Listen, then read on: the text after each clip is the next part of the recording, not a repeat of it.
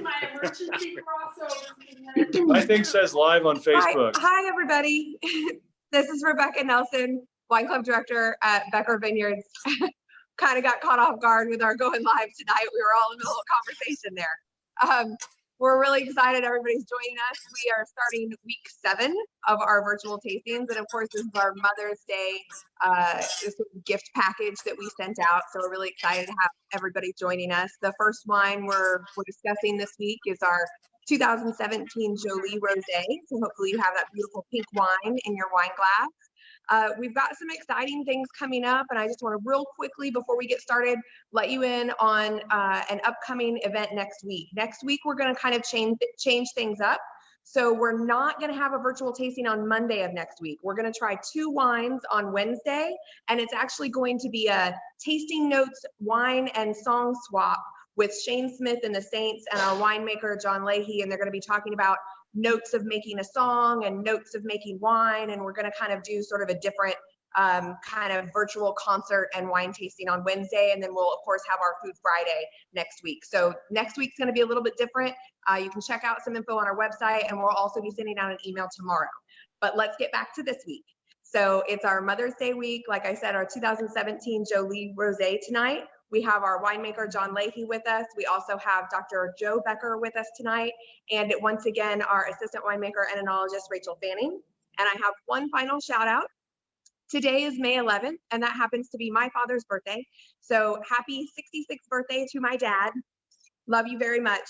Cheers, you guys. I'll turn it over to John and Dr. Becker and Rachel. Thanks a lot. Cheers. Love you, Dad. Hey, Dad. Hey, Joe. How are you doing? Nope. Hey, Joe, you're with us. So why don't you give us a few words of introduction on our first day of Mother's Day celebration? Sure. So this was, I have to say, this was the first Mother's Day without my mother. But I wanted to share, my mother was a great inspiration in my life for so many things. You know, I specifically remember her overcoming metastatic breast cancer when I was in the 6th grade. She'd come from her very intelligent family. Her father was an obstetrician, but she overcame metastatic breast cancer when I was in the 6th grade. And a year or two later is when she and my father decided to start the winery. And I think at the time it was a way of having a project together, a way of moving on and starting new. And it has taken me a long time to think about that, because when you're in the 7th or 8th grade and somebody picks you up and tells you that you're going to go plant grapes for the first time, it's a little bit of a shock. But my mother, that story is true. My mother and I were out there on our hands and knees planting the first grapes. My mother was our first salesperson, our first distributor, going around to every single store, pouring her heart and soul into this. And I will share a story that when we first started, just a funny story, we had bottled about 1,500 cases. And my dad had them all stacked, and my mom came in and said, "Richard, that's wonderful, but you're going to have to sell them all." But I will, as I always say, I think the winery is born from my father's imagination and my mother's incredible grace. And I think a lot of people that were with us early on remember my mother greeting everyone that came in through the door. She wanted everyone to feel like it was their winery, that they were part of our family. So happy Mother's Day to everybody. Absolutely. You're getting a lot of comments on Bunny on Facebook right now. So everybody's got lots of good memories. So great. Our next real mother in the house is Rachel Fanning. I always wanted to introduce you to that. Who, by the way, Rachel, you have 2 very beautiful, wonderful children. And you just let the one that always likes to joke around that I don't smell funny tonight. I like that you think there's only one of those. Yeah, right. So, Jolie, what do you think, Rachel? What are you getting in the nose?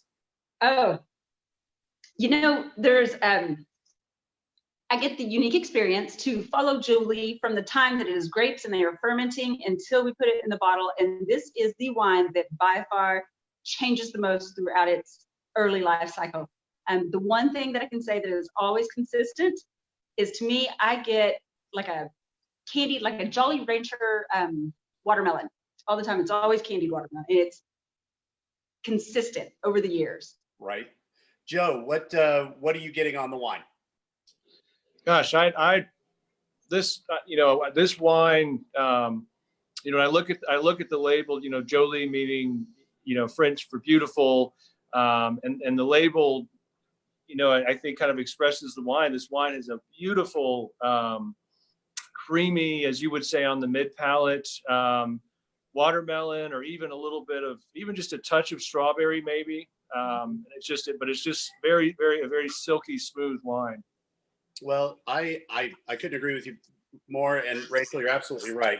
Of our rosés, this is the one that gives most consistent, that Jolly Rancher, the red fruit. I get a lot of like light berry. I want to say strawberry, but not quite on there. The one thing we can say about this wine is you definitely don't need any more cowbell.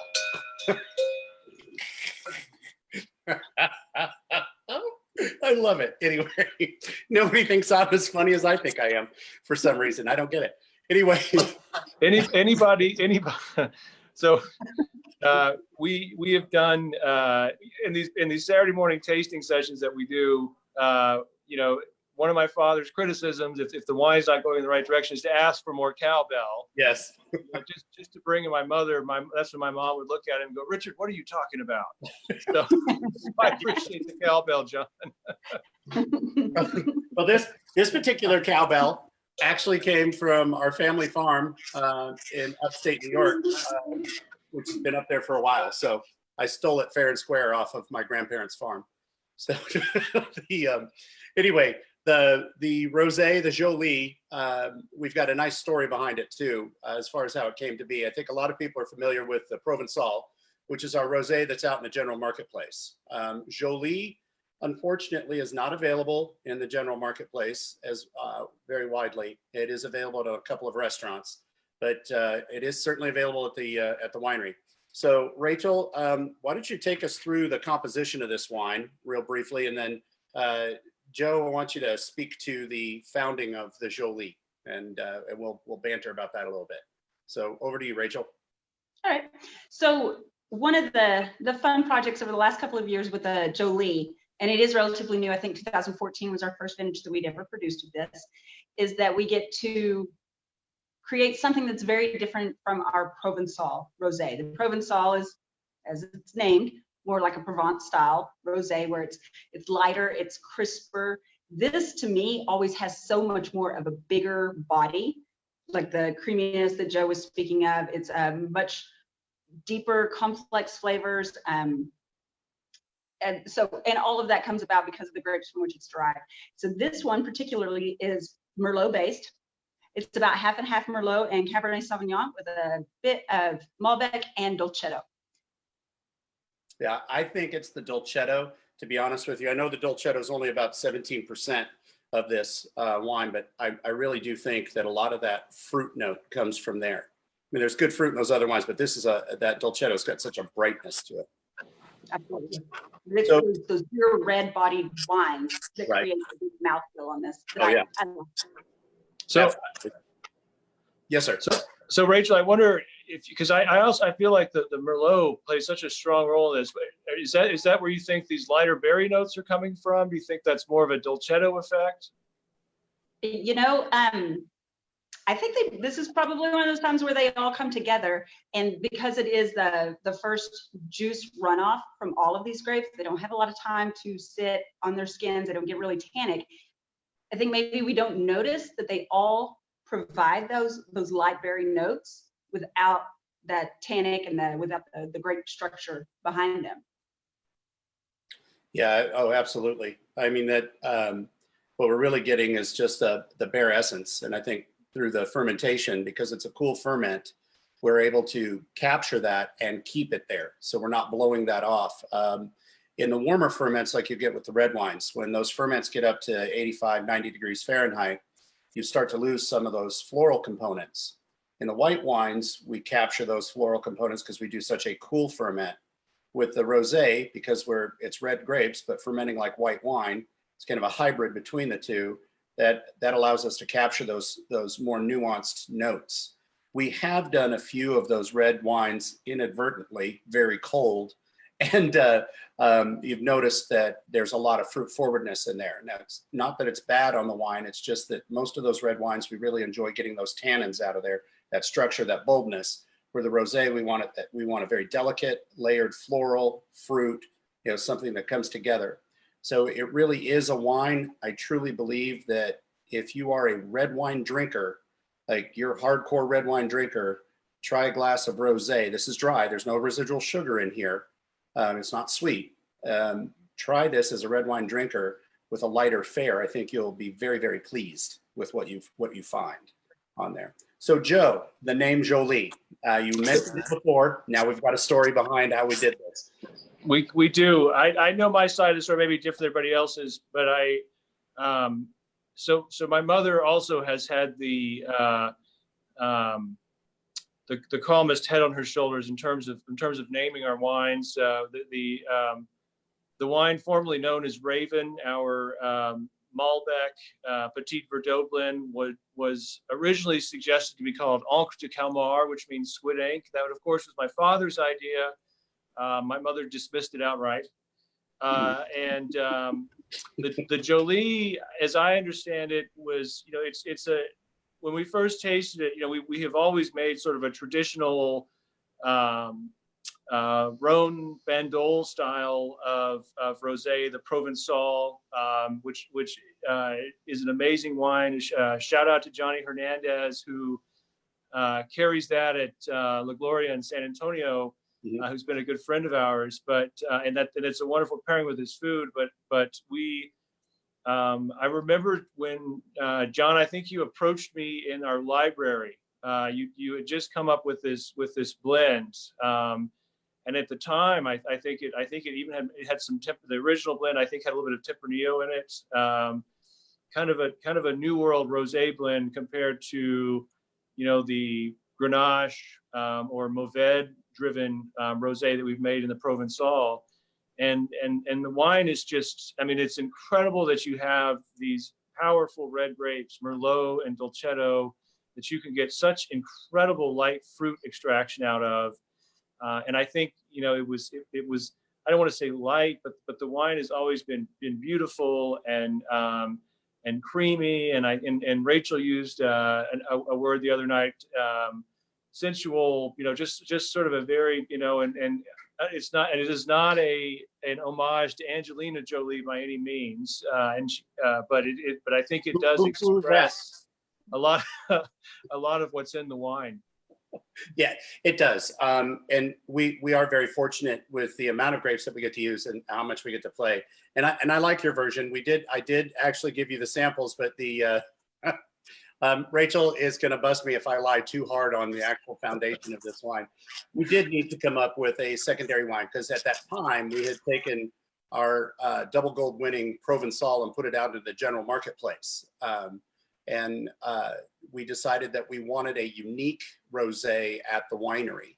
So, there were a little finagling back and forth. Once the wine goes out to the marketplace, do we want something unique to the winery? Offer somebody who may be familiar with the wines. They're coming up for a visit. They want to see something a little unique or different. So, it took us a couple of years to get there, but we managed to make some unique offerings up there. And that was one of the driving factors behind coming up with the Jolie for sure. On there, there may have been a few inadvertent oopses along the way with the seigneurs and things that worked out very nicely. But we're not going to talk about how we make the sausage. We're just going to talk about how good it is at the end.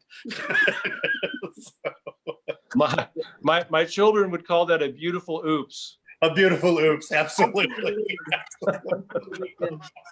Well, it was. It was both beautiful and unplanned as well as, but we certainly didn't just let the wine go off and make itself, as much as Rachel thinks that we do that sometimes. How many yeah. How many times have you come bursting into the office? It's a feral ferment. The first time I heard that, I thought that was the funniest thing in the world. It's a feral ferment. I just saw all these cats running out of What I'm talking about is sometimes we have wines that take off on fermentation without my consent and my full inoculation of yeast that that we together choose, I inoculate. Yeah, And so you are responsible. Yes, so my program, I get a little excited. well, but people have to understand too, you are responsible for that. I threw that on your lap years ago and I'm like, okay, all the inoculations, they're the lab, they're you. You get, we sit for a week or two beforehand, Rachel and I will get together and we will make all the wine on paper first, which usually involves me having grandiose ideas, putting everything in a spreadsheet. Rachel gets it organized, and the first load of grapes that comes in, I throw it out the window and do something different. And that sets up the tension for the rest of the harvest. But yeah, there were a couple of these lots. Wait, let me just say one thing. Just very quickly, my assistant wine taster is here for his nightly taste. But he's got to go. But I just wanted to give him one quick taste, see what he thinks. Nolan, what do you think? Yeah, buddy. How is it? I like it. Okay, perfect. Thank you. All right, he's got to go turn into Batman and fight crime. Absolutely.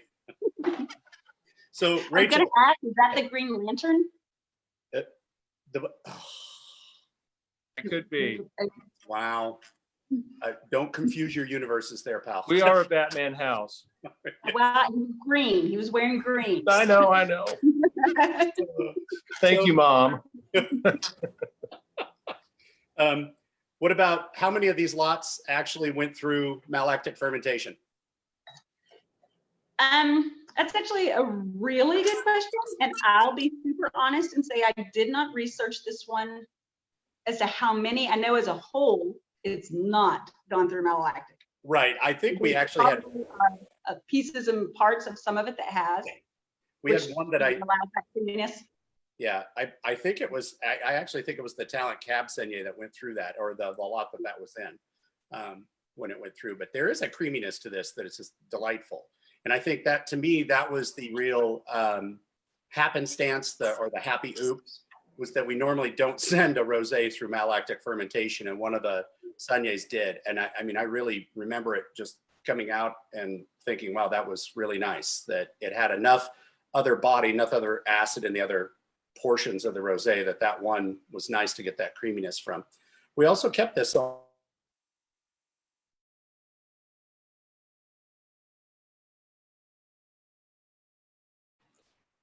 Okay, here we go. Yeah, no, I think somebody was having fun with the microphones. So,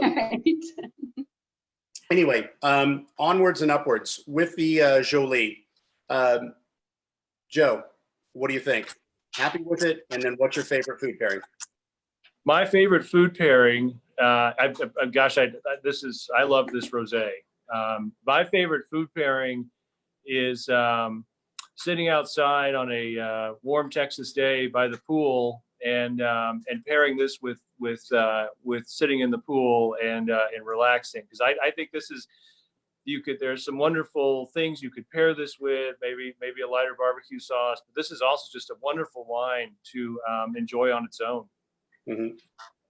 Yep, I agree. I actually snuck this wine into my mom's nursing home, so breaking laws left, right, and center. So I guess maybe don't bring Batman over here. So Rachel, I hope you shared. Sorry. I hope you shared. Oh, I did. I wasn't just sitting in front of my. Hey, Mom, this is a great wine. Wouldn't you have some? Don't tell the nurse. Yeah, and don't do that to an Irish mom. You'll regret it. I hope my children are watching when you say that. Yeah, right. I have a question.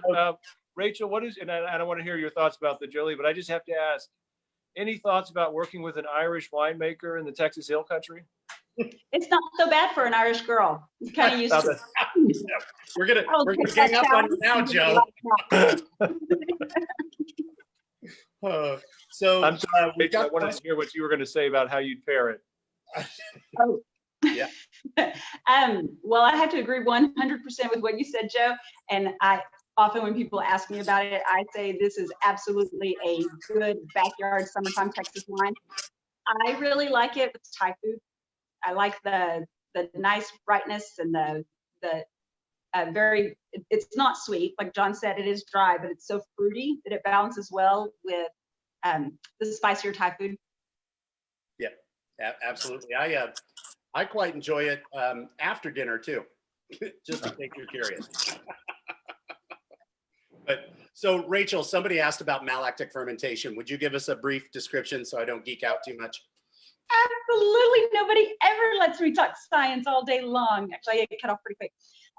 So malolactic fermentation is actually something that we call a secondary fermentation. The primary being the consumption of sugar by yeast, which produces alcohol. The secondary, malolactic, we actually introduce a lactic acid bacteria that converts a, so when you think of malic acid is very sharp, like a Granny Smith apple. It's that sharp green tartness.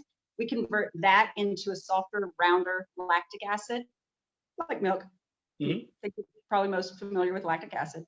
Right. But we do that for a couple of reasons. One of it is stylistic. It provides some of that mouthfeel, its stability for the wines as they age over time. Yep.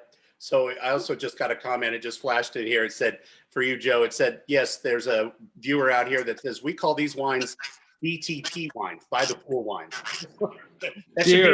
That should be an official designation, I think. Yes. This is definitely a Texas BTP wine. I'm going to use that from now on. Exactly. I wanted to ask what percentage of this wine has had malolactic fermentation? Very little. Okay. And I don't have the exact numbers, and I was kind of hoping Rachel did, because I'm notorious about, once it's in the bottle, starting to forget about those things unless I have the computer in front of me to look it up. But I'm pretty sure that we had one of the 5 lots that went in here that went through Malic, but that lot is not actually 20%. It's a lot lower. So 10% of it maybe. Don't hold me to that number, but it's got to be pretty low. It's just enough to give it a nice little creamy edge. And so after your explanation on that too, the lactic acid comes across sensory wise in wines as creamy, buttery, most notably in Chardonnays, or it also comes across as a muted apple, or more can come across more as peach as well when it softens out. So for those of you who were not familiar with malolactic or secondary fermentation, those are some of the characteristics. All right, so we've got the food, we got the pairing, and we haven't forgotten mom, have we? So Rachel, you got to shout out to your mom. I really love her a lot. She's awesome.